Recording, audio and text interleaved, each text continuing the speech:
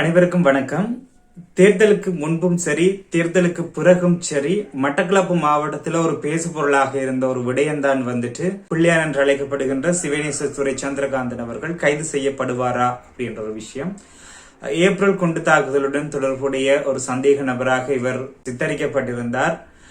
அதனுடைய உண்மைத்தன்மையை ஆராய்வதற்காக இவர் கடந்த வாரம் சிஐடி, அதாவது குற்றப்புலனாய்வு திணைக்களத்துக்கு அழைக்கப்பட்டிருந்த போதும் தேர்தலுக்கு பின்னர் அவர் அதற்கு சாட்சியம் அளிப்பதற்கு வருகை தருவதாக கூறியிருந்த நிலையில் இன்றைய தினம் கொழும்பில் அமைந்திருக்கின்ற குற்றப்புலனாய்வு திணைக்களத்துக்கு அவர் சாட்சியம் அளிப்பதற்காக சென்றிருக்கின்றார். தேர்தல் காலத்திலும் சரி, தேர்தலுக்கு பிறகும் சிவனேசத்துறை சந்திரகாந்தன் கைது செய்யப்படுவாரா என்கின்ற கேள்விகள் அடங்கிய பல பதிவுகளை நாங்கள் சமூக வலைதளங்களிலே அவதானிக்க கூடியதாக இருந்தது.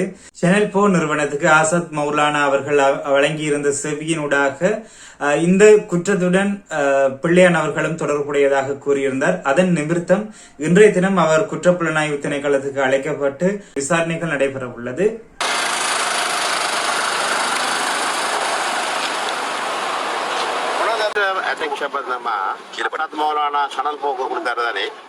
அந்த அடிப்படையில் என்ன சிஐடி இன்னைக்கு வர சொன்னது.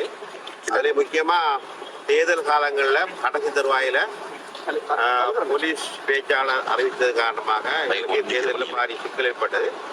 அதிலே நான் கவலை கொள்கிறேன்.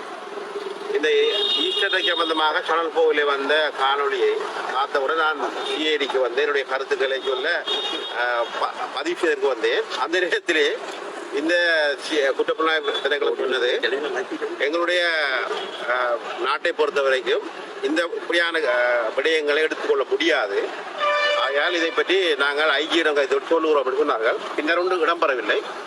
ஆனால் இன்று புதிய அரசாங்கம் வந்த பின்னர் இப்படியான நிலைமை ஏற்பட்டிருக்கிறது. பரவாயில்லை. நான் உங்களுக்கு தெரியும், இந்த ஈஸ்டர் குண்டு தாக்கல் சம்பந்தமாக பார்லமெண்டத்திலே பலமுறை பேசியிருக்கிறேன். என்னால் முடிந்த ஒத்துழைப்பை தருவேன் என்று சொல்லியிருக்கிறேன். உண்மையிலே அந்த அடிப்படையிலே நான் அதுக்கு ஒத்துழைப்பு வழங்குவதற்கு கடமைப்பட்டுள்ளேன். அந்த அடிப்படையில் நான் இன்று வாக்குமூலம் அளிக்க சொல்ல இருக்கிறேன். எங்க ஆண்டுப்பா